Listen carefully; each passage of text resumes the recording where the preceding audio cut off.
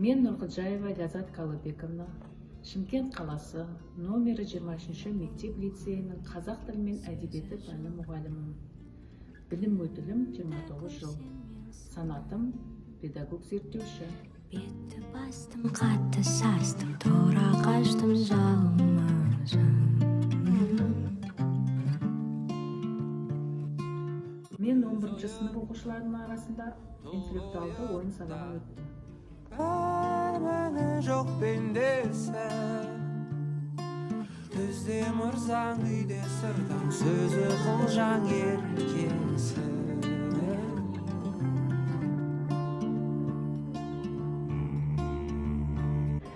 Бәйгеге түсіп жарыспай, жүйріктің бағы жанарма. Білім мен өнер жарысып, тәрбие тәлім табарма. Бұл бәйге ойын бәйгесі. Күн жүйрік болды, сол алда демекші. Бүгінгі интеллектуалдық ойынымыз сайыс түрінде өтеді.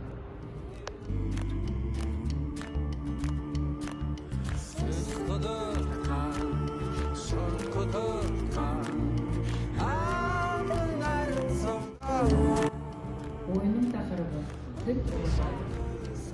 Ойынның мақсаты оқушылардың білімін жинақтау, тілге қызығушылығын арттыру, топпен жұмыс жасау, ұйымшылдыққа, шапшаңдыққа, белсенділікке баулу.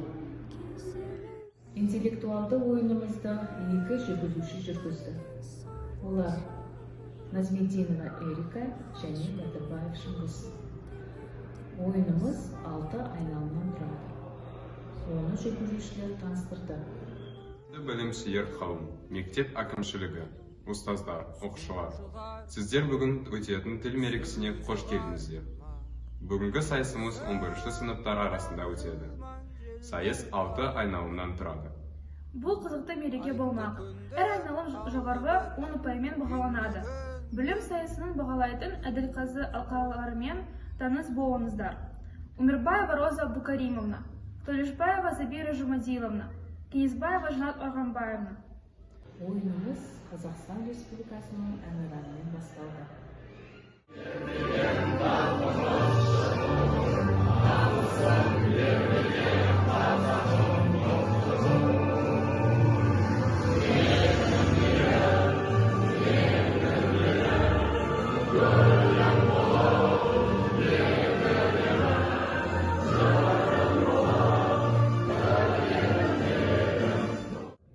Бүгінгі 6 айналымның атаулары. Бірінші айналым. Әр топ өздерін таныстырады. Екінші айналым. Бәйге, топ басшылар жарысы. Үшінші айналым. Ұмыт болған салт-дәстүр. Ұяшықтағы сұрақтар. Төртінші айналым. Естімеген елде көп. Логикалық тапсырмалар. Бесінші айналым. Сиқырлы конверт. Тарих, география, әдебиет, қазақ тілі пенде байланысы. Алтыншы айналым. Музыкалық нөмір. Үй тапсырмасы. Бұл айналымда әр сынып өз топ атаулары және топ мүшелерімен таныстырады. Бұл айналым 10 ұпаймен бағаланады. Іске сәт. Бірінші топ 11-ші А сыныбы. Екінші топ 11-ші Б сыныбы. Үшінші топ 11-ші В сыныбы. Төртінші топ 11-ші Д сыныбы. Құрметті Әділқазы мүшелері, бірінші айналым бойынша өз ұпайларыңыз бен пікірлеріңізді айтып өтсеңіздер.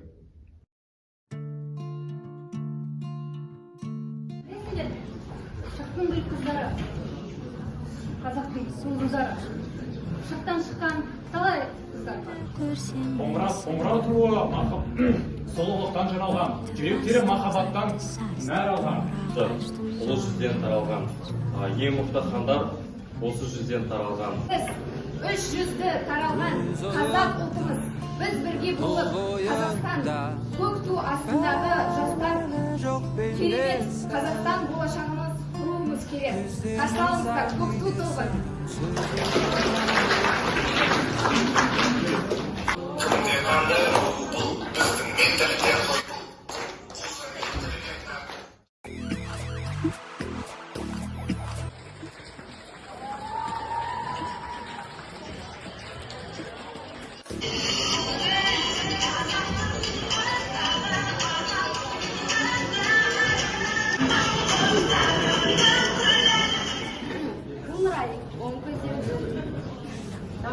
Нұрай, оң көздері тұңғиық қара судай.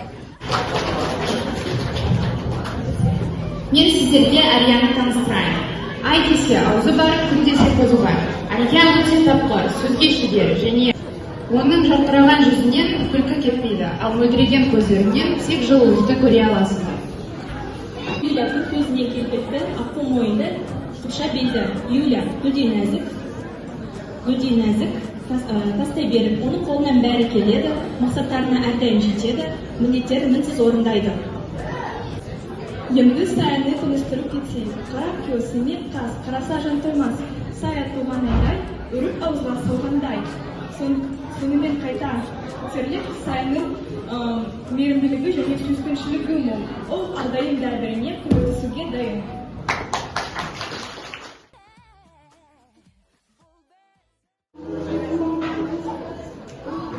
Армысыздар, құрметті ханымдар мен мырзалар. Қазір мен сіздерге өз тобымды ұсынғым келіп тұр. Тобымыздың аты Алаш ұрпақтары. Тобымыздың бірінші мүшесі Закир. Ол ақыл жетік жігіт, қарапайым жігіт. Екінші топ мүшесі Демирхан. Өте тәртіпті әрі мейірімді жігіт. Тобымыздың үшінші мүшесі Айбат. Біздің топтағы ең парасатты жігіт. Ал мен Асатпын, топтың капитанымын.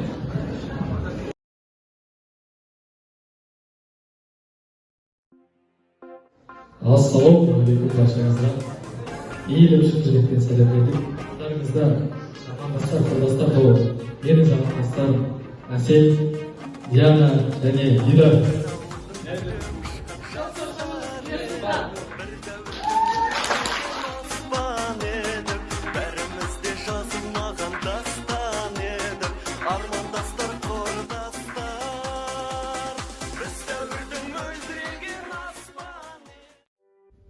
Бұл айналым бәйге деп аталады. Мұнда топ басшылары білім сайысына түседі. Әр сұрақ 2 ұпаймен бағаланады, жалпы 10 ұпай. Әр оқушыға 5 сұрақтар қойылады. Сұраққа дұрыс жауап берген оқушы алға бір қадам жылжиды.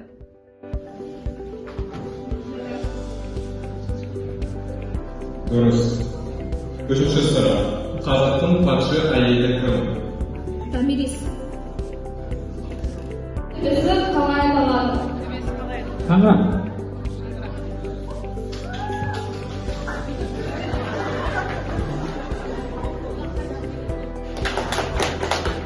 Қазақ тілінде қанша сөздің жауабы бар?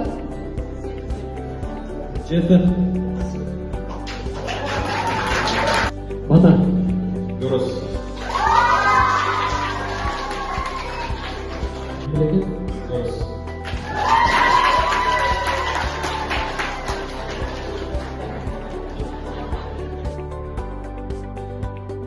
Үшінші айналымға да келіп жеттік. Мұнда экранда ойыншықтар нөмірімен көрсетілген. Әр топ бір ойыншықты таңдайды.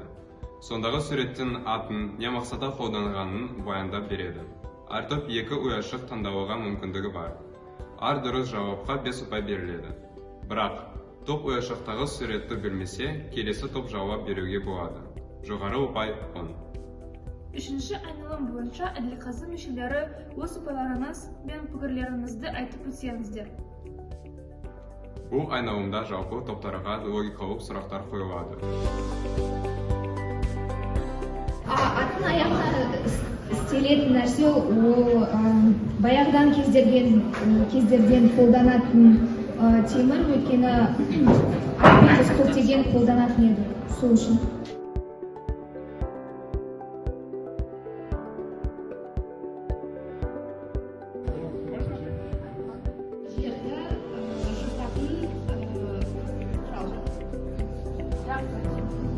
Ол темірден жасалған. Иә.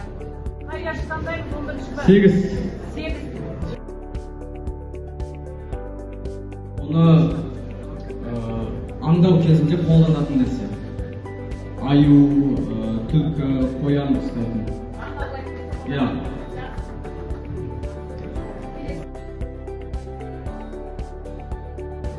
Баяғыдан келе жатқан салт дәстүрі кішкене баланың аяғына жіп байлап кеседі, жолы ашық болу үшін.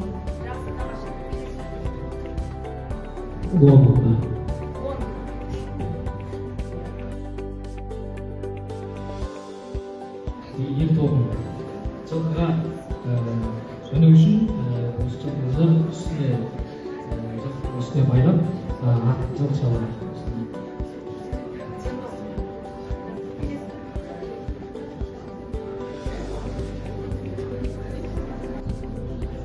Күбі неменен жасалған ауыз жағы тарлауы. Күп түп жағы кейде ол қымыз ыдысы 670, кейде 100 литр қымыз сыйымды. Күбін ішіне айран, су, тұз қосады, одан сары май жасайды. Күбі ағаштан жасалады.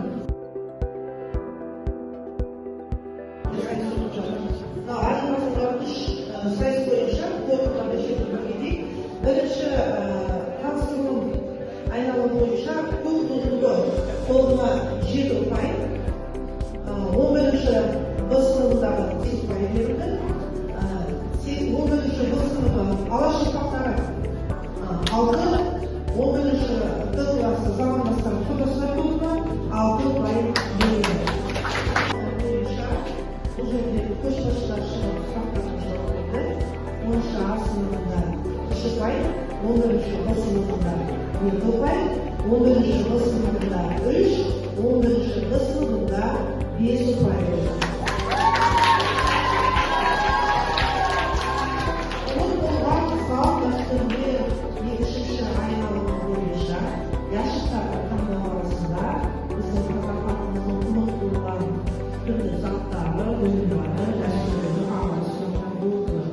Соған байланысты 11-ші А сыныбы 2 ұпай, 11-ші Б сыныбы 2 ұпай, 11-ші В 2, 11-ші Д ұпай жинады.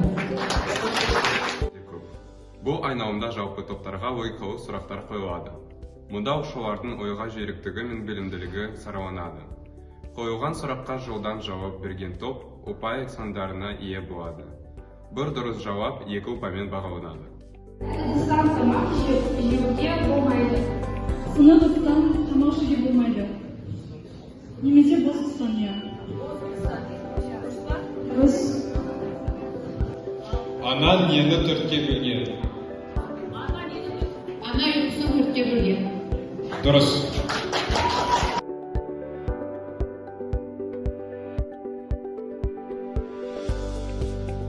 Кезек 5-ші айналымға да келді.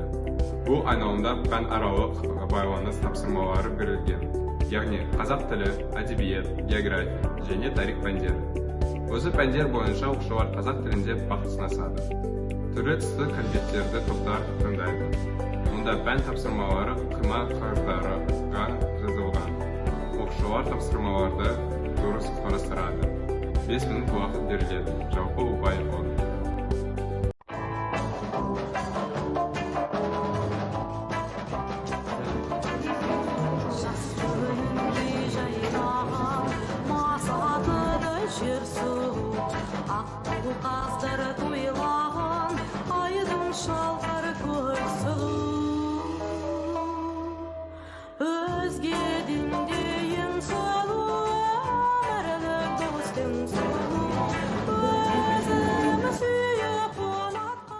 Берілген уақыт аяқталды.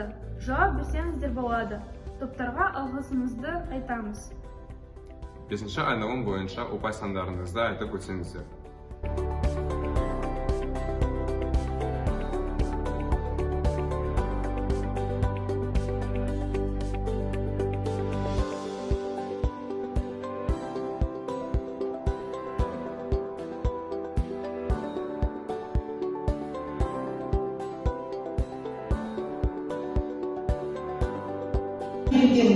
Керемет хронологиялық Қазақстан тарихындағы хронологиялық деректерді тұт-тура және бірінші болып орындаған Лошын арасында 10 ұпай берілді.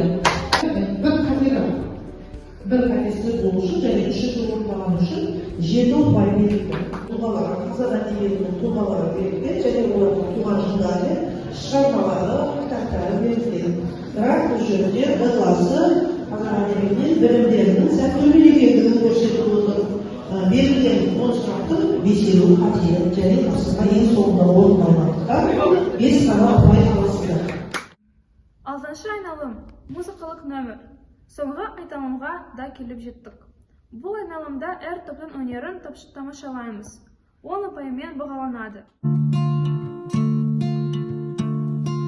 Бойы болған сөзі жылмаң, кімді көрсем мен сонан. Бетті бастым, қатты састым, тура қаштым жалын. Хош көмектің желден жүктің, бос кәлектің көздері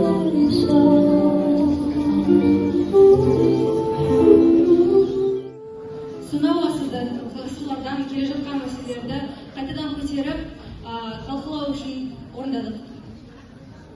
Ұлы абай сол өлең арқылы жемқорлық, тәкаппар адамдардың арамдылығын көрсетті. Біз Қазақстан мемлекеттің болашақ ұрпағы ретінде осы мәселеге тіке қарап, бойы көрсету арқылы жаңа Қазақстанды құру қажетпіз.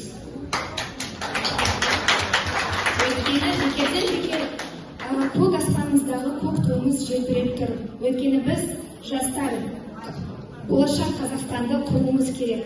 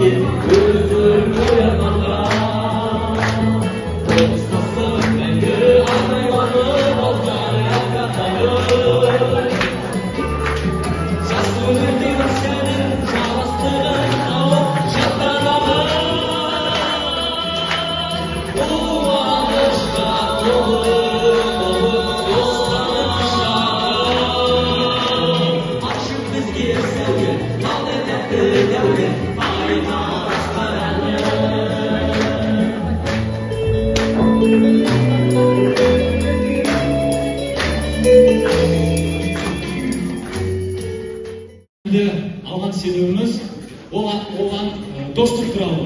Ал достық біздің мемлекетімізде ең басты жер алу керек. Рахмет. Жігіттеріміз сізге керемет өлең айтып берді. Мен осы өлеңді айтпағымның себебі жаттап үлгермедім.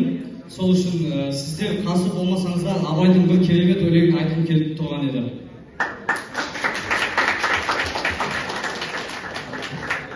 Сенбе жұртқа тұрса да қанша мақтап, әуре етеді ішінен қулық сақтап. Өзіңе сен, өзіңді алып шығар, еңбегің мен ақылың екі жақтар. Өзіңді сенгіштікпен әуре етпе, құмарпаз боп мақтанды қуып кетпе. Жұртпен бірге өзіңді қос алдасып, салпылдап саған қуан бойыңа еппе. Қайғы келсе қарсы тұр, құлай берме. Қызық келсе қызықпа, оңғаққа елме. Жүрегіңе сүңгі де, түбін көзде, сонан тапқан шын асыл тастай көрме. соған берем ойымның алтын келін. Ол бар болса, мен бармын, қор болмаймын. Қымбатырақ алтыннан бір қылмын. Ал екінші бақытым тілем менің. Таш жүректі тіліммен тілім дедім. Кей кезде, дүниеде түңілсем де, қасиетті тіліммен түңілмедім. Бақытым бар үшінші оттан деген. Құдай деген кім десе отан дерем. Оты сөнген жалғанда жан ұрсың ба? Ойланбай-ақ келдіғі от ал менен. Тінтісет, өз, өрбі, күгере бер. Немерелер көбесін шүберелер. Жадыңда ұста, жақсылық күпегейсің. От емес, оқ сұрасы менен егер. Үш бірдей бақытым бар алақанда. Мені мұндай бақытты жаратар ма? Үш қоңыр төгеді аспанына. Атырау, Алтай, Арқа, Алатауға.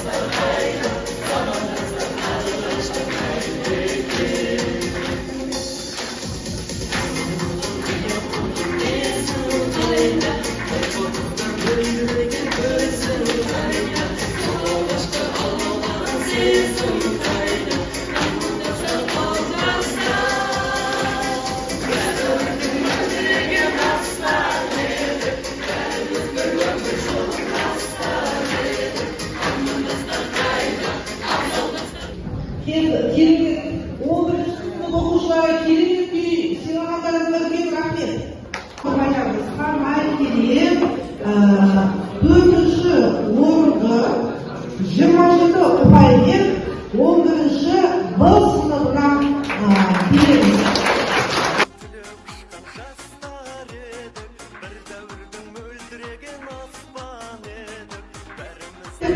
Үшінші орынды 30 ұпаймен 11-ші Д сынып оқушысы.